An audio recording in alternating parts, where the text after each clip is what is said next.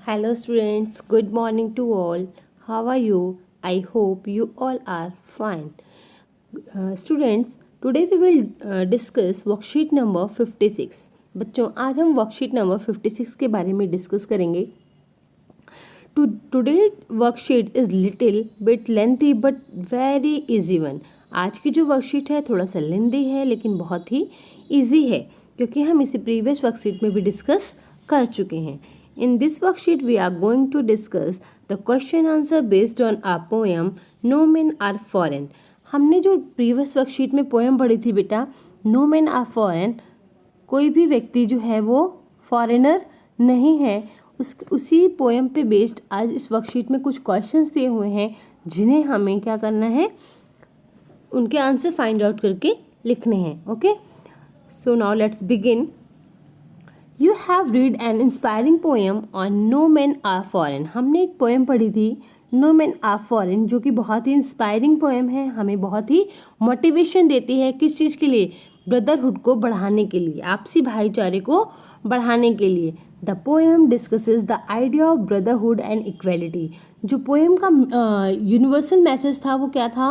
Brotherhood and equality, यानी कि आपसी भाईचारे को बढ़ाओ, लड़ाई झगड़े ना करो, ठीक है, और हम वी आर इक्वल, ठीक है. तो उसमें ये मैसेज मिल रहा है कि कोई भी किसी से कम नहीं है, ठीक है, कोई किसी से डिफरेंट नहीं है. जो लोग भी इस अर्थ पे रह रहे हैं, चाहे वो किसी भी कंट्री में हो, चाहे वो कहीं भी रह रहे हों, लेकिन हम सब क्या हैं? इक्वल, यानी हम सब सेम हैं, ठीक है. कुछ माइनर से डिफरेंसेस हो सकते हैं, जैसे हमारी लैंग्वेज में, ठीक है, हम दूसरी कंट्री में रह रहे हों, लेकिन तब फिर भी हम क्या है? सेम है. The poet suggest that human beings all over the world despite the differences in countries and language are essentially the same. हमारी कंट्री अलग हो सकती है, हमारा लैंग्वेज अलग हो सकता है, लेकिन सर्वाइव करने के लिए जिन चीज़ों की ज़रूरत हमें है वही दूसरी कंट्री वालों को भी है, इसलिए हम सेम हैं. Now let us answer a few questions. अब हमें क्या करना है बेटा, यहाँ पर कुछ क्वेश्चंस दिए हुए हैं, उनके आंसर हमें फाइंड आउट करके लिखने हैं. तो हमारा फर्स्ट क्वेश्चन क्या है? How does the poet suggest that all people on earth are the same. Poet कैसे सजेस्ट कर रहा है कि जितने भी लोग अर्थ पर रहते हैं वो सेम हैं. तो इसका आंसर हमें अपनी लैंग्वेज में, अपने वर्ड्स में देना है. तो हम कैसे देंगे? We all are alike, we have same body structure. हम सबका क्या होता है? सेम बॉडी स्ट्रक्चर है. All of us need air to breathe. हमें सबको सांस लेने के लिए एयर चाहिए. Sun to get sunlight and warmth. सबको सूर्य की रोशनी चाहिए, ठीक है, कोई अंधेरे में तो जीवित काम नहीं कर सकता. And water for many purposes. और सबको जीवन जीने के लिए पानी की ज़रूरत है. ऐसा तो नहीं है कि इंडिया वाले पानी पी के जीते हैं और अमेरिका वाले कुछ और पीते हों, पेट्रोल पीते हों, ऐसा तो नहीं है ना. सबके लिए बेसिक नीड्स जो है हमारी सेम है. Our daily routine is almost the same. लगभग जो लोगों की दिनचर्या है वो भी ऑलमोस्ट लगभग सेम होती है. तो इस तरह से पोएट सजेस्ट करना चाहता है कि all the people on earth are the same. Question number 2 है बेटा, do you think that hatred among us human being is justified? Why? Poet ये बताना चाह रहा है कि क्या लोगों से नफरत करना सही है? अगर है तो कैसे, और नहीं है तो कैसे. ये आपको अपनी लैंग्वेज में क्या करना है? जस्टिफाई करना है, ठीक है. ये आपकी अपनी ओपिनियन है. अगर यस लिखोगे तो उसका रीज़न देना है, और अगर आप नो लिखोगे तो उसका रीज़न देना है. ओके, नेक्स्ट है आपका question number 3. How according to the poet do we define the human earth? Poet के अकॉर्डिंग हम कैसे ह्यूमन अर्थ को डिफाइल कर रहे हैं? कैसे कर रहे हैं? डिफाइल मीन्स मैंने क्या बताया था? डर्टी. कैसे हम डर्टी कर रहे हैं? तो इसका आंसर हम कैसे लिखेंगे अपनी लैंग्वेज में? We defile the earth by considering other human beings as our enemies, outsiders and foreigners by dividing our earth into countries and developing enmity against other group of people. अगर हम क्या करते हैं, अपने एनिमीज़ बनाते हैं, countries को divide करते हैं, एक दूसरे से लड़ाई करते हैं, तो क्या होता है? इससे क्या होगा? लड़ाई होगी, दोनों देशों को क्या करने पड़ेंगे? लॉसेस को बेयर करना पड़ेगा और काफ़ी सारी जन धन की हानि होती है। इसके थ्रू बहुत सारा ब्लड शेड होता है। इससे हम अपने अर्थ को क्या करते हैं, डिफाइल करते हैं। ओके, नेक्स्ट क्वेश्चन है हमारा, what is the universal message the poem is trying to convey. Poem में हमें यूनिवर्सल मैसेज क्या कन्वे किया जा रहा है, पोएट क्या कन्वे करना चाहता है। The poet wants to say that there should be no discrimination between people on the basis of their appearance, religion और reason. We all are human beings.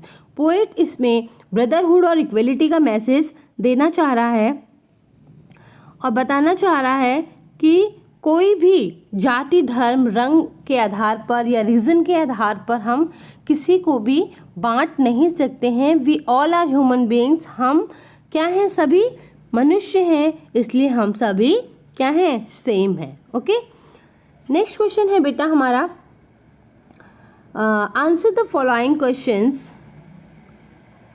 In 30 to 40 words. अभी तक हमने कितने words में लिखा, 20 to 30 वर्ड्स में। अब हमें थोड़ा सा लिटिल बिट अपने आंसर को बढ़ाना होगा। तो हमारा फर्स्ट क्वेश्चन क्या है, the poet suggest 5 ways in which all human beings are alike। अब आपको बताना है 5 ways बताने हैं, 5 वो रीज़न देने हैं जिससे हम ये क्लियर कर पाएँ कि जितने भी ह्यूमन बींग्स हैं वो सेम है। तो हम कैसे देंगे, ये तो बहुत ही इजी क्वेश्चन है। इसे आप अपने ओन लैंग्वेज में लिखोगे। कैसे लिखना है हमें, हम कैसे लिखेंगे कि we have same kind of body, we wear same kind of clothes, we walk on the same planet.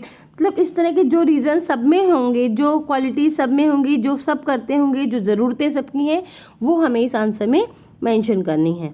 Okay, next question है हमारा बेटा, question number 2, the poet suggest common features in stanza 2 such as fed by powerful thoughts, their hands are our hands,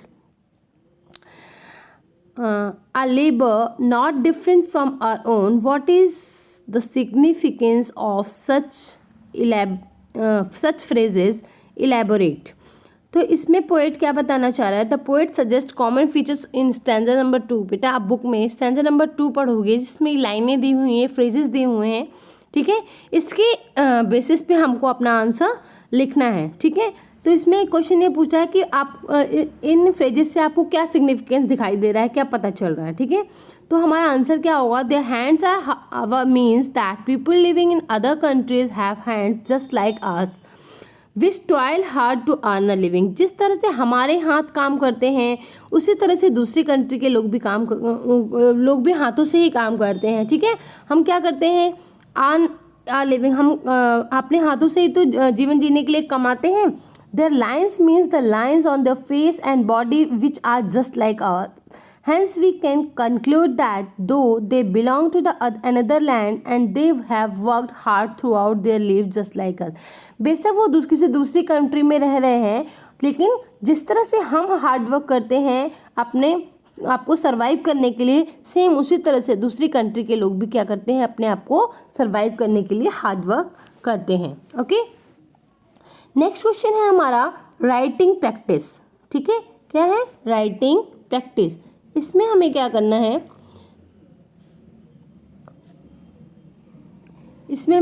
है, answer in about 100 to 120 words, यानी कि ये आपका value based question हो गया, लॉन्ग क्वेश्चन हो गया। इसमें हमें क्या करना है, Seema and Sohail are class 9th student, they study at Delhi government school. Recently they got to travel Russia on earn a scholarship offered for an exchange program। सीमा और सोहेल जो है क्लास 9 के स्टूडेंट हैं, वो दिल्ली गवर्नमेंट स्कूल में पढ़ते हैं और उनको रिसेंटली यानी जल्दी ही अभी उन्हें they got to travel to Russia on scholarship offered for an exchange program. उन्हें एक मौका मिला रशिया जाने का, जो कि एक स्कॉलरशिप प्रोग्राम था। They visited different Russian school, उन्होंने रशिया के बहुत सारे स्कूलों में विजिट किया। They got an opportunity to interact with Russian students, उन्हें ये मौका मिला कि वो रशियन स्टूडेंट्स के साथ इंटैक्ट करें। They realized that despite certain cultural differences and differences in their physical features, वहाँ पर जाके उनको लगा कि उनके कुछ इंडियन और रशियन में क्या है, थोड़ा सा कल्चरल डिफरेंस है और थोड़ा सा फिजिकल फीचर्स में भी अलग है। जैसे मैदानी इलाकों में रहने वाले का फिजिकल अपीयरेंस अलग होगा, पहाड़ी में रहने वाले लोगों का फिजिकल अपीयरेंस अलग होगा। इसी तरह से क्या होता है, आपने देखा होगा कि अमेरिका में रहने वाले लोगों का कलर कैसा होता है, फेयर होता है, जबकि वेस्ट इंडीज में रहने वाले लोगों का कलर कैसा होगा, थोड़ा सा डार्क कॉम्प्लेक्शन होता है। तो इस तरह से थोड़ा सा फिजिकल अपीयरेंस जो है हमारा चेंज हो जाता है अगर हम किसी दूसरी कंट्री में रहते हैं। Russian students also face similar challenges growing up like Indian students. ऐसा ही रशियन वालों के साथ हुआ, उन्हें भी इंडियन स्टूडेंट थोड़ा सा डिफरेंट लगे। Now let us write a description on how students from different regions from the world might be different or similar to us. अब हमें इस तरह के वो लिखना है। अब हमें क्या करना है कि हमें थोड़ा सा एक डिस्क्रिप्शन लिखना है। हमने पढ़ा है ना पीपल डिस्क्रिप्शन, जिसमें हम वर्ल्ड के अदर कंट्रीज़ में रहने वाले लोग किस तरह से हमसे थोड़ा सा डिफरेंट हैं, उनमें क्या हमसे क्या डिफरेंसेस हैं और किस तरह से वो हमारे सिमिलर हैं, हमें उन चीज़ों पर फोकस करके लिखना है। Okay, we may focus on physical features, हमें उनके फिजिकल फीचर्स पे फोकस करना है। Aims and aspirations, feelings, emotion, taste etcetera, इन सबको ध्यान में रख के हमें इस क्वेश्चन के आंसर को कंप्लीट करना है। ओके, तो हम किस तरह से लिखेंगे, हमें किस तरह से लिखना है बेटा, students from different parts of the world और country are similar to each other despite being different from each other. तो क्या बताया जा रहा है कि हम सभी क्या हैं, जो दूसरे कंट्रीज़ के स्टूडेंट्स हैं वो थोड़ा सा सिमिलर हैं और थोड़ा सा डिफरेंट है। No doubt geography, religious, cultures and races divide lands and people. देखो क्या होता है, जो कुछ हमारे रिलीजियस कल्चर होते हैं, कुछ रेशियल डिस्क्रिमिनेशन होता है, ठीक है। These division led to conflicts and wars. Such man-made differences pollute the minds of people. Wars and conflicts defile the earth which is ours. Beneath all these divisions and differences we should understand. तो हमें क्या करना है, सारे उनके division, differences और similarities को find out करना है। और जो यहाँ पर जो ये लाइन दी हुई है बेटा, we may focus on physical features, aim and aspiration, feelings and emotion, taste, इनको ध्यान में रखकर इस क्वेश्चन के आंसर को कंप्लीट करना है। आई होप आपको आज की वर्कशीट समझ में आ गई होगी कि आपको किस तरह से लिखना है। वर्कशीट थोड़ी सी लेंदी है, बहुत इजी है। मैंने सभी क्वेश्चंस आपको समझा दिए हैं, ठीक है, थोड़ा थोड़ा एक्सप्लेन भी कर दिया है। अब आपको इन्हें अपने वर्ड्स में लिख के ग्रुप पे शेयर करना है। ओके, अगर किसी भी बच्चे को कोई क्वेश्चन में डाउट है तो आप मुझसे पूछ सकते हैं।